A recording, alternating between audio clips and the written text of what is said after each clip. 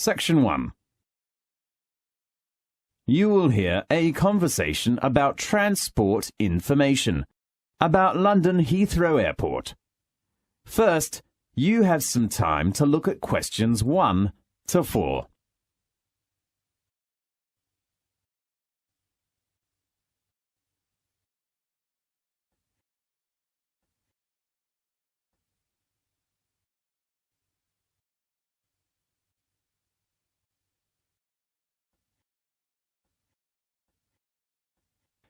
You will see there is an example that has been done for you.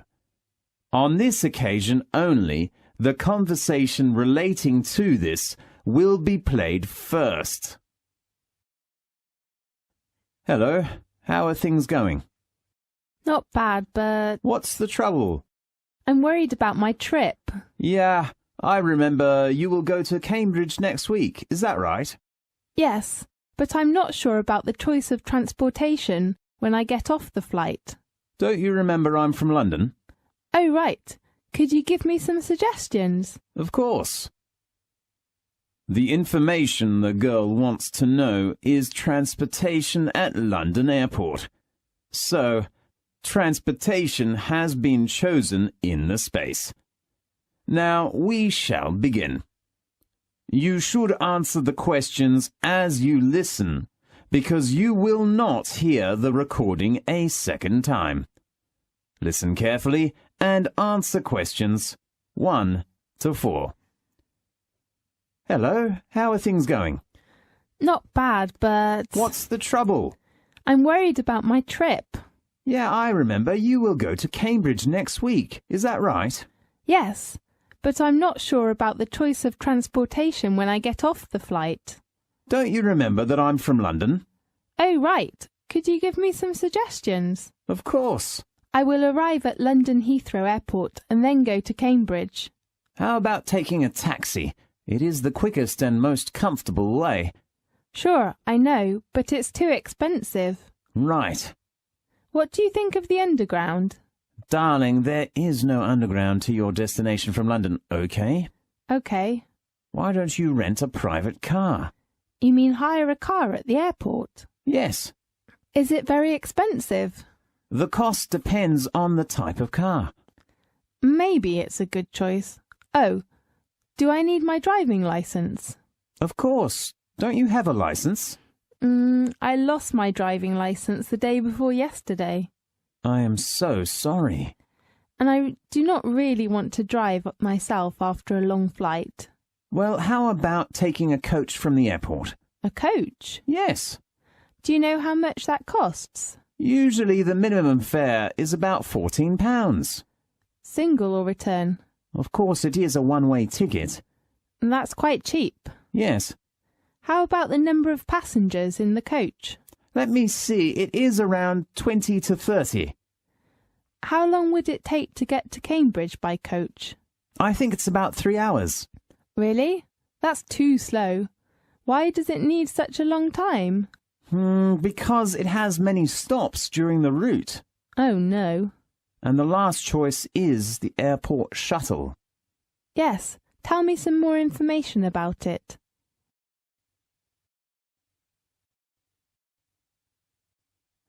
Now, look at questions 5 to 10.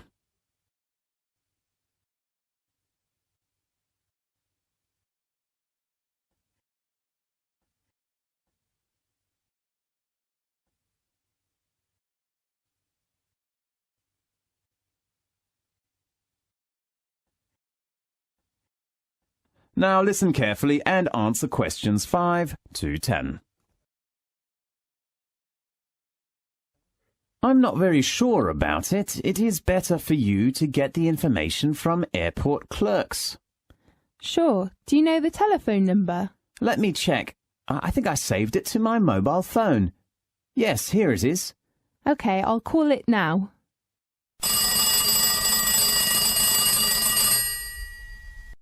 Good morning. This is the transport information at London Heathrow Airport. How can I help you?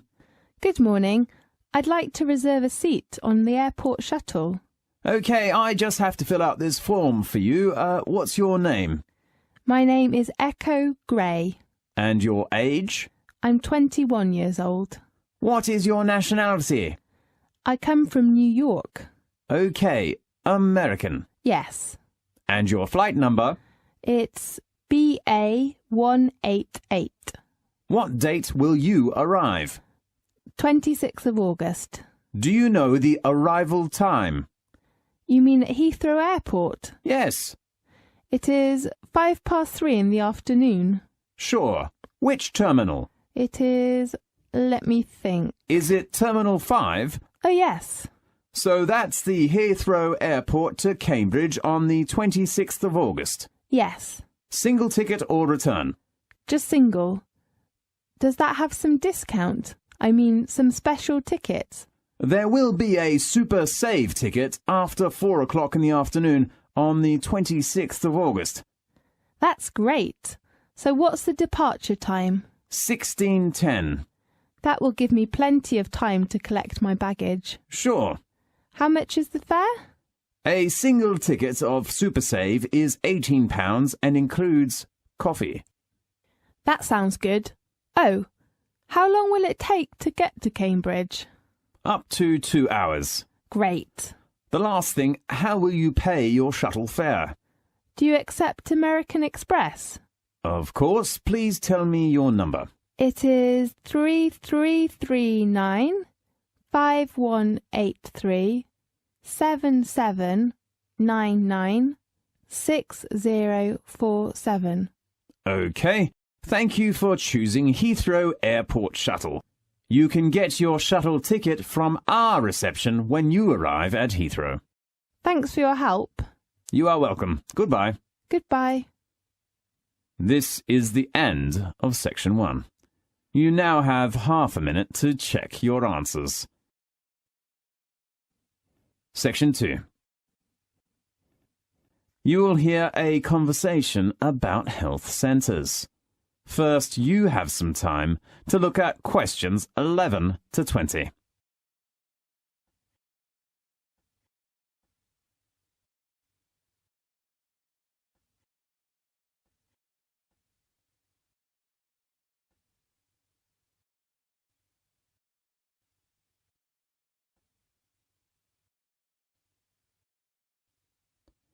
Now, listen carefully and answer questions 11 to 20.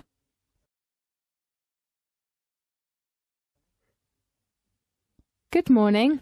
Good morning. Come in, please. How can I help you? I want to know some information about your health centre. Yes, sit down, please. There are 2 health centres. One is East Centre and the other is West Centre. Where are they located? East Centre is about 10 minutes to City Hall. Very close, and West Centre is out of town. How about the appointment system of the 2 health centres? Well, we have a proper appointment system, but because East Centre has many patients, I have to say its appointment system is not bad. How about the West Centre? It is more efficient than the East Centre, just 48 hours drive in advance. Fine. How about their facilities? What do you mean? How about the difference of medical facilities between the 2 centres? The East Centre has modern facilities, especially for some patients who need an operation. Yes. How about the facilities at the West Centre? It also has a standard facilities, but it's not better than the East Centre. Yes. I'd like to know some information about the doctors in both the health centres. There are about 12 doctors at East Centre. I heard somebody say there is a really nice doctor who is good with children. Yes, he is Dr. Sam. I'm worried about my son's leg. How old is your son? 7 years old. Oh, I think the West Centre is a good choice for you. What do you mean? There are 8 doctors at the West Centre. Dr. Jerry is one of the most famous doctors in both health centres. Yes, it is said that Dr. Jerry is very good with leg trouble. Yes, I will think about it. If you want a doctor to visit you at home, you can reserve a home visit. Really? Yes, but we have a fixed home visit time. Could you tell me the time arrangements? Consulting hour for doctors at the East Centre is from 9 o'clock in the morning to 5 o'clock in the afternoon. And the West Centre? The time is from 10 a.m. to 5 p.m. How about emergencies? If it is an emergency, you can phone at any time, night or day. It might not be your doctor that comes through, though. Yes. How about the charge? You mean in an emergency? Yes. If you are a member, we will charge you £8 at the East Centre. Is it the same fee with the West Centre? No, because of the distance, the charge will be £9.50. Sure. How about medication? When the doctor sees you, you will get a prescription. You can take the medication you need at our health centre or go to a drugstore. Sure. If it's for a child under the age of 10, you don't have to pay for medication. Really? That sounds good. The same thing applies if you are a patient who is retired or pregnant. Right. May I apply for your health centre's membership now? Of course, you should fill in the form first. Fine. This is the end of section 2. You now have half a minute to check your answers.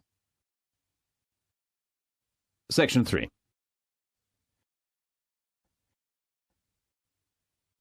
You will hear a lecture about student orientation. First, you have some time to look at questions 21 to 24.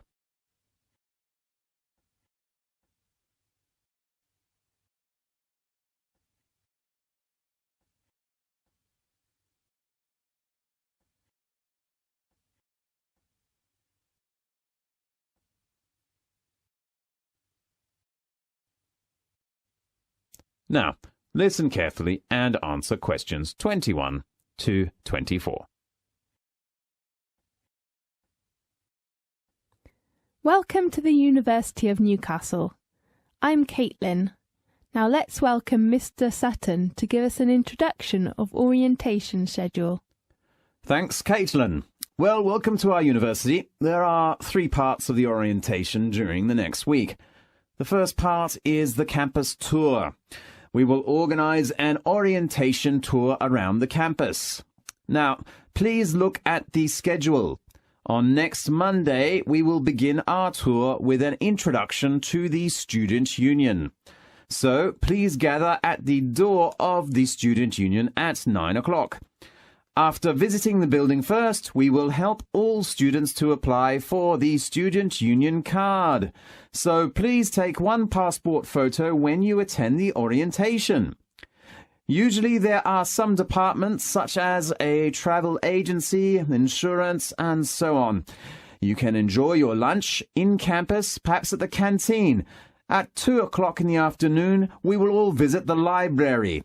A lecturer at the library will give you an introduction.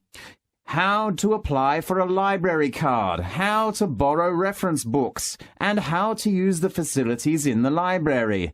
As you know, you will spend lots of time in the library for your future studies, so the introduction is very important for you.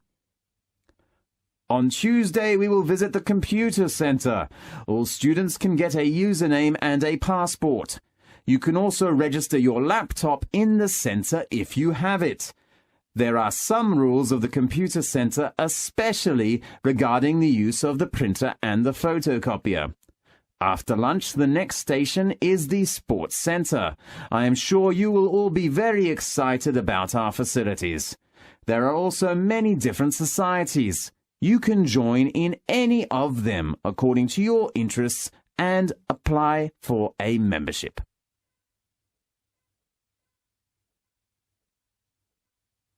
Now look at questions 25 to 30.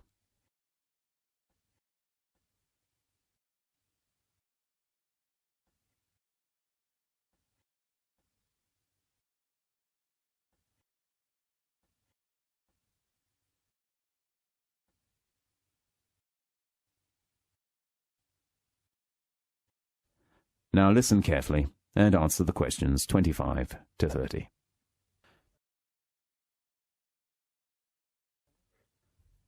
The second part of orientation is course arrangements. You should gather in the auditorium of the West Campus in the morning of Wednesday. The course coordinator or office staff of your facility will introduce you to the course requirements. First, you will get some information and requirements about compulsory courses, and then optional courses. The faculty often gives students some handouts of course introduction and the different assessments of each subject. Students usually get 1 or 2 days to make a decision of optional courses. Of course, I know nearly all students will focus on the assessment. As usual, we have 4 assessments. Attendance is still the first one. We expect at least 80% attendance, and students cannot choose the time. And then all students have to write an assignment, such as an essay. Your personal tutor will give you help for the topic choice, structure, data collecting, and time arrangement, so don't be worried. As a student of the business faculty, all students have to do a presentation, especially group presentations, in which you can train and improve the team spirit. The last assessment is the exam. I know you will all hate it, but you have to attend some exams. Most exams are open book. Isn't it a busy day on Wednesday? You will have a free morning on Tuesday. We hope all students can come to department offices to get a curriculum and hand in your optional course form in the afternoon. The last part of orientation is a party for all new students. The party will be held at 5 o'clock in the afternoon on Friday. There is a common room on the 3rd floor in the business faculty building. We will prepare for many delicious foods and drink in there, and it will be a good chance to know your advisors and classmates. Okay, that's the main introduction of orientation. I am sure that you will enjoy it. Thanks, Mr. Sutton. The next thing... This is the end of section 3. You now have half a minute to check your answers. Section 4. You will hear a lecture about marine life. First, you have some time to look at questions 31 to 40.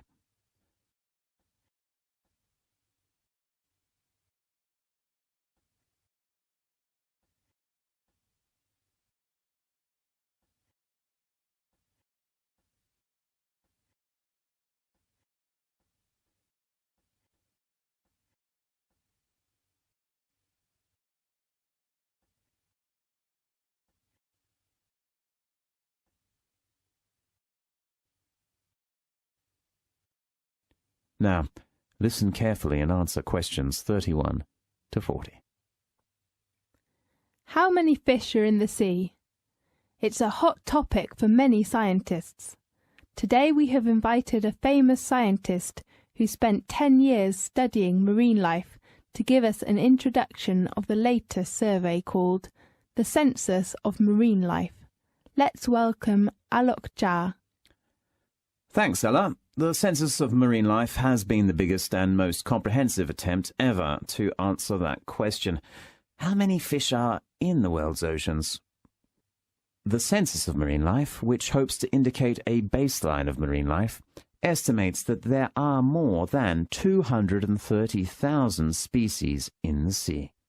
The study covers from coast to the open ocean, from the shallows to the deeps, from little things like microbes to large things such as fish and whales. A team of over 360 scientists from all over the world have spent the past 10 years surveying 25 regions, from the Antarctic through to the temperate and tropical seas to the Arctic, to count the different types of plants and animals. The findings indicate that crustaceans such as lobsters, crabs, krill, and barnacles account for 1/5 of the number of species in the world's oceans, and half of the world's marine species is mollusk, squid and octopus, and fish, including sharks. The charismatic species usually used in propagating environmental protection, for example whales, sea lions, turtles, and seabirds, account for less than 2% of the species in the world's oceans. The study has also focused on major fields of concern for conservationists. In every region, they got the same experience of a major collapse of what were usually very abundant fish stocks or crabs or crustaceans that are now only 5 to 10% of what they used to be. The main reasons include overfishing, degraded habitats, and pollution. But more problems are presented. Rising water temperatures and acidification brought by climate change and the growth in areas of the ocean that are low in oxygen and therefore unable to support marine life. The census of marine life shows that enclosed seas, such as the Mediterranean Sea, the Gulf of Mexico, China's shells, the Baltic, and the Caribbean, have the most threatened biodiversity. The pollutions in enclosed seas are mainly from chemicals or garbage that people throw into it. Dense coastal populations of humans also tend to be packed along enclosed seas, meaning rising contaminations and extraction of more biodiversity from the water. The Mediterranean Sea, which contains around 17,000 identified species, has been a region with high threat.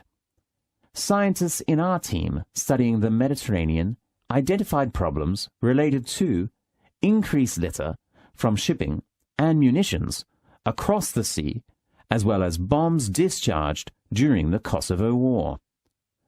The Mediterranean also has to face problems with invasive species, displacing the creatures that already live there. The census of marine life shows that the Mediterranean Sea has the most alien species, more than 600, among all the 25 regions that have been surveyed. It looks like the region with coral reefs has always had a very high rate of speciation. It also has a very diverse range of habitats, from the deepest regions of the ocean to large regions of shallow seas which can afford coral reefs. The most diverse regions identified by the Census of Marine Life are around Australian and Japanese waters, which contain more than 30,000 species each, and are among the most biologically diverse in the world. Next in line are the oceans of China, the Mediterranean Sea, and the Gulf of Mexico.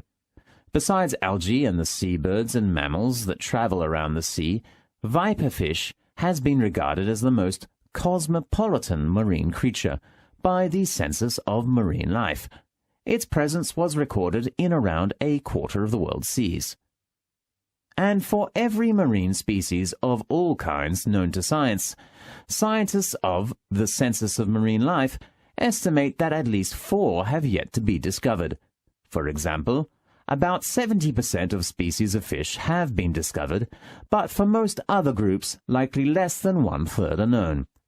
Our research team has found the number of marine fish species was about 16,764 and was growing at around 100 a year.